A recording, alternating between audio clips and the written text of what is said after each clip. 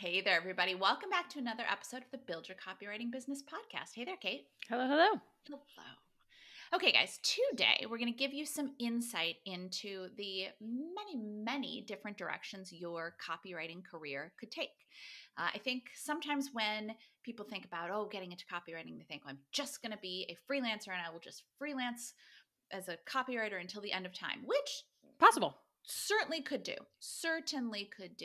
But there are other ways of building a career and then also other directions your career could go. So we thought we would talk a little bit about that today.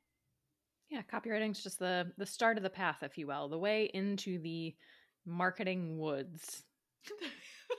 Which sounds a little ominous, Well, frankly.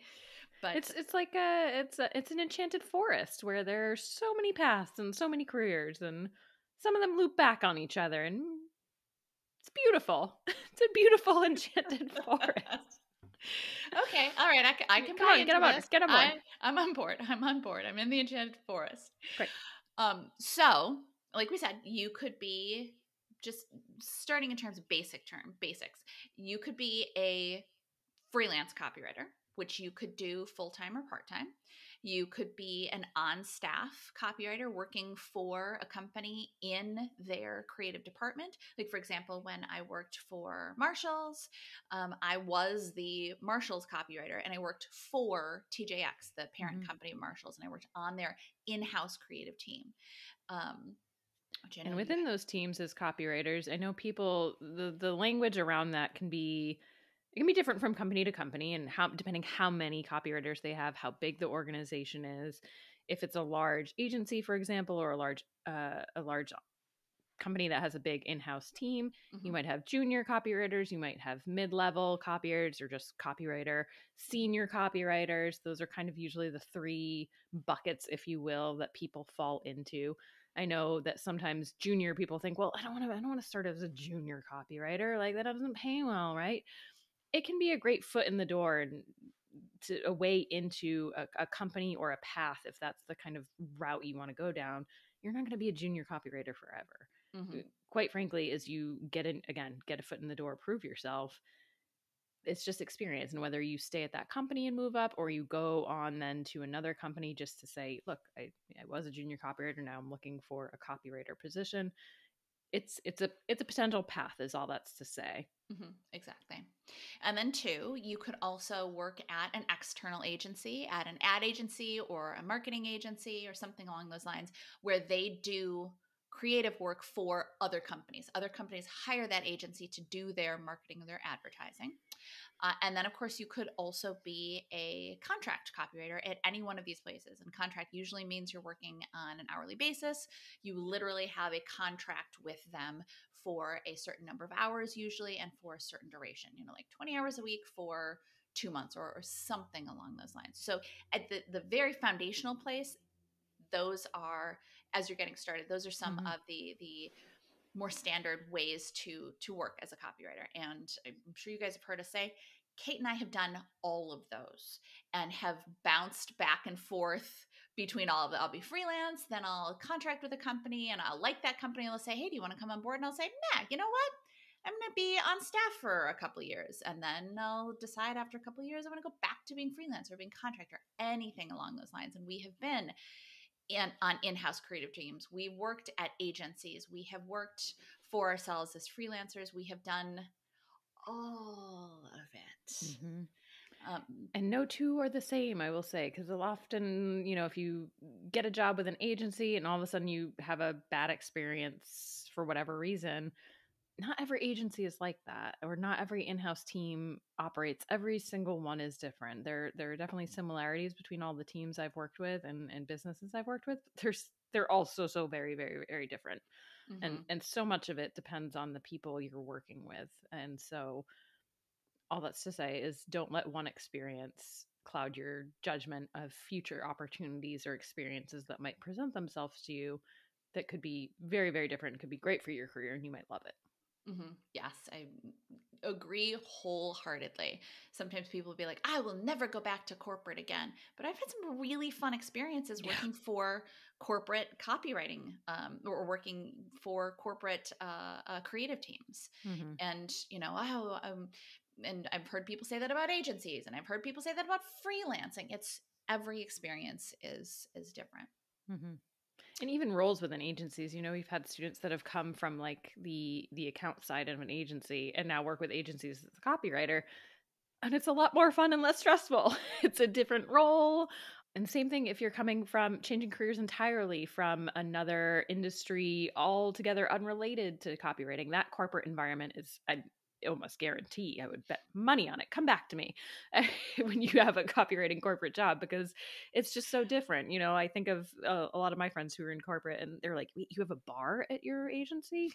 Like, yeah, that's actually really common. And not that that's an end all be all to a company, but I think that alone kind of demonstrates how the vibe can be very, very different than your typical corporate job. Mm-hmm. Exactly. And, you talked to Kate about how your coworkers can make or break a company, or a situation. And same thing with a boss. I've had some bosses where I'm like, this person makes me crazy. And then I've also had some bosses where I think this boss is guiding me and coaching me and challenging me to be better, and I've loved it.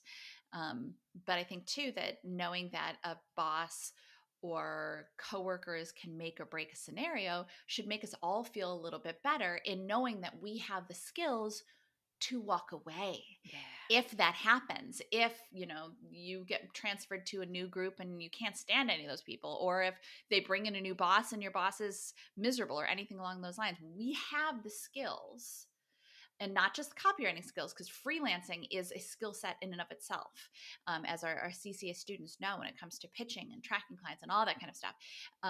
But we have the skills to be able to say, I'm not sticking around for this. I'm going to see what else is out there. Yeah, for sure. Mm-hmm. But in terms of career direction, career ladder, if you will, it's kind of nice that it's copywriting again. We're in the Enchanted Forest. We have paths that loop back on themselves. There's no straight up ladder if you don't want there to be.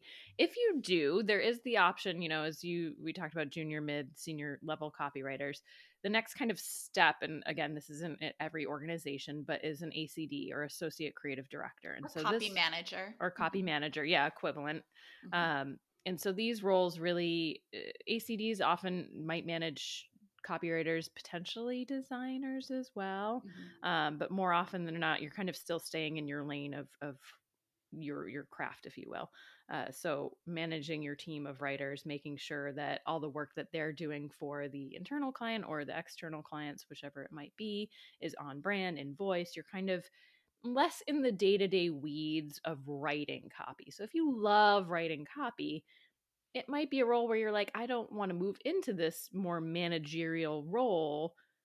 Because if you don't want to manage people, then great, you don't have to. you can stay copywriting. But B, if you really love writing and you're going to be taken away from some of the day-to-day in the weeds writing, you might not enjoy that as much. Mm-hmm. But if you kind of like the strategy, you like concepting, you like guiding other writers and pushing them to do their best work, then you might love that role. And I know why am I talking about this? You've been a copy manager. You have been managed by me. Yes. Yeah, it can be. It's challenging, certainly, but it can be really fulfilling to help other writers develop their skills and grow as professionals. It can be really, really fulfilling. And yes, in that ACD role, in that copy manager role, you're usually going to be managing just copywriters. And I know some people think, well, okay, well, that's the highest I can go then. I can't go any higher. I can't go up to creative director because I don't sure know can. Indeed. I think people think, well, I don't know how to design and therefore I can't manage designers. And that's not the case with a creative director. Because think of how many well, maybe you might not know this, but most creative directors who come up from the design side, they don't know how to write copy. But when you get to that level, you're directing. You are not creating it. So and you will learn these skills often. You will learn these skills and you develop these skills as you go through your career. But when you're ready to get to that level, you'll be giving direction. You will tell your writers and you'll tell your designers what's not working. You may give them a few ideas for things to potentially test and try, but it's not up to you to solve the problem. It's up to you to, almost like when a client gives you feedback, it's not up to you to do their jobs for them. It's up to you to say, all right, well, we need to push this concept a little bit more. We need to get a little bit more creative, come back with something that's a little bit more out of the box. Or, okay, I see what you're doing here, but this design feels too dark, and we want this campaign to have a much lighter feel. And the same thing with this copy. This copy is a little bit heavy. You're not prescribing solutions, which is why a copywriter can become a creative director, because they don't need to know how to design. They will have developed an eye for what doesn't work. And again, they may have some suggestions for what could improve the project, but the creative director, it's not their job to come up with all the solutions. If it was, they wouldn't need all those people underneath them. But that's what all those people are there to do, is to come up with possible solutions, and the creative director literally directs them. And it's the same thing with a creative director who has a design background. They don't need to know how to write copy, but they know when something doesn't work, and they can give it some direction as to, okay, come back with something in this vein, but they don't need to know how to actually execute on it. So if you're thinking, oh, I'm only going to be able to get so far, I'll only ever be able to be a copy manager, or a copy director, or ACD, or anything along those lines, it's not at all true. I will say that you do tend to find more creative directors that are designers. And I think there are a couple of different reasons for that. I think just that traditionally you see more, it's self-perpetuating, right? The more designers that you see as creative directors, the more you expect a creative director to have a design background, but it's not necessary at all. And then just also numbers wise, ratio wise, a creative team within a company will usually have one or two copywriters, or like one copywriter for every 3 designers. So maybe 2 copywriters for every 6 designers. So there's often just more designers, which means that as people go up the ladder, there's going to be more people from the design side vying for that position. But that doesn't mean that a creative director has to be a designer. In fact, I've worked with some amazing creative directors whose backgrounds were in copywriting, and it was an absolute delight to work for them, and the designers felt the same way. Yeah, I would look at it as, honestly, the creative directors are really enforcing the creative brief. As much as we are in our roles and we should be revisiting it and relooking at it, they're looking at it from a very high level of, they've been doing it longer typically, so they have more experience.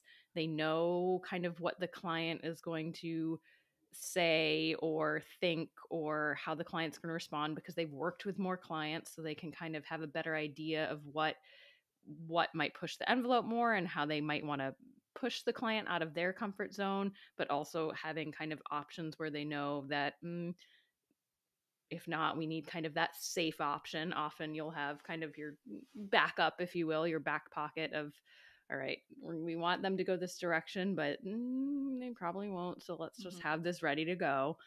So thinking of it from a copy perspective, the creative brief is a document that both copywriter and designer can work from, and should be working from the same exact creative brief. So you both know the end goal. You both know the tone of the project, the voice, what it's going for. So when Nicki was saying earlier, like, ooh, the design feels too dark and we want it to feel light, or the copy feels that way, you know that because the creative brief has all of that information. And so the creative director is really parsing that brief with a fine-tooth comb and making sure that every element is hitting as well as it, landing as well as it can. Mm-hmm. Yeah, absolutely. So that is one direction you could go with your career. Other directions. Now, if you are freelance and you want to stay freelance, you could, and our next level mastermind members know this very well, you could start outsourcing, grow your team a little bit, start outsourcing some of your work and building a team, maybe just one or maybe multiple other copywriters, which could evolve into your own copywriting agency. But then also you could start bringing in some designers, and it could become your own marketing agency. Maybe you also want to bring in some SEO strategists or some media buyers or all these. You can kind of shape that the way you want it to be. So you could eventually evolve into having your own agency. Um, or you could stay a one-to-one service provider if that's what you really love, but maybe you decide that you want to start offering additional services. And we will tell you again and again, and we will continue to tell you here, you do not have to offer additional services by any means. If you write email funnels for your clients, you do not have to build those for your clients. That's not part of the expectation for a copywriter. But let's say you discover you really love it. You did it once for yourself, maybe, and you thought, oh, I really like this. I'd like to start offering this. So then maybe you evolve into someone who writes funnels and maybe builds them or helps strategize, and you start offering more marketing services as you become an expert in those services. You obviously can't offer services before you actually know how to do them. But that's another way that it could evolve. Similarly, if you love writing social media copy and you love working on social channels, we'll link to the episode. We just interviewed Carly De La Cruz, who's a CCA student she's a social media manager. So she's still writing copy, yes, but she's also doing the whole social strategy for the company that she's working for. And maybe you get into ads. Maybe you dig into that world, or you can honestly, and I would recommend, and I'm sure you would agree, Nikki, not, if you get into the ad world of social media, not doing, I'm going to do Pinterest and Facebook and I'm going to do all the platforms. So maybe you have worked with your clients on Facebook a lot and you decide, I want to offer Meta, I should say now, Facebook and Instagram ads. I'm going to learn that whole back end of how to manage a budget, an ad spend budget, and how that all works. Again, training. But these are paths you can explore if you're interested in them and build on your services. And maybe you continue offering copywriting, or maybe that's the direction you fully go, like Carly, who, again, she's still copywriting as part of her job, but her job is a social media manager. So she could evolve from there to stay with social media and kind of, she always has copywriting in the back. That's the beauty. We always can go back to freelance copywriting. Like that's kind of the default that we can all return to. But you can go down these other job title paths as your interests are piqued. Exactly. And I think you're a prime example of that too, Kate, is that you and you certainly, your background is in copywriting and you certainly still take freelance clients, but you are now the marketing manager for our company. You and I had a conversation about it, about ways you were looking to grow your career. And I knew you and I knew your strategic mind. And I also knew your ability to hop in and learn new things and dig in. And so you are the marketing manager, have become and are the marketing manager for a company. So and I've certainly heard of other creatives doing the same thing. Yeah, I feel like when you've been copywriting for so long, all of the principles that we learn, how to concept, the knowing the audience, the benefit to consumer, the call to action, all of these things are things that a marketing manager needs to know, or anyone in marketing really needs to know. So that's the nice thing about copywriting, is that you're getting this foundational knowledge that preps you for so many other careers. This is, and frankly, better than a lot of people who maybe went to school for marketing or went to, kind of had a very like cursory experience with marketing. And so you have this deep knowledge that you can then use to inform so many other areas. And again, the strategic side of things. So as copywriters, we're not just writing, and most of our work starts with, or should start with, strategy. A lot of it, the creative brief is that's a strategic document, if you will, of why this project exists and who it's for and all of that good information. So yeah, so it's our purpose in recording this episode was not at all to overwhelm you and make you feel like you need to decide right now. Not at all. In fact, if anything, it was the opposite.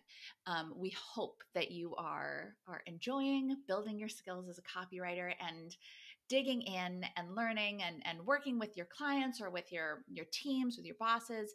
But we also wanted to just give you a sneak peek into the Enchanted Forest. All right, yes. I'm on board, Kate.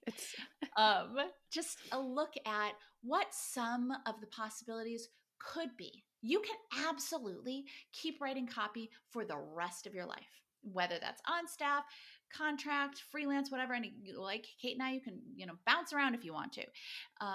But there are also other opportunities and that can stem from your copywriting career and become a natural next step in a lot of different paths in this Enchanted Forest. Thought you were on board and now you're not on board. I'm a little bit off board again. But all right. Okay. Metaphor wise, I'm on board. Just maybe that specific metaphor. Even though I adore you. But there's just a lot that copywriting opens up for you, a lot of possibilities. And we wanted to just give you a look at what some of those possibilities could be. So not at all in any desire to overwhelm you, but maybe just to get you a little excited for what some of the eventual possibilities could be. And so with that, thank you guys all for joining us, and we'll catch you in the next episode. Bye, everybody. Like what you heard? Hit subscribe so you never miss a video. And if you're ready to take the first step toward becoming a copywriter yourself, sign up for a free video training right here.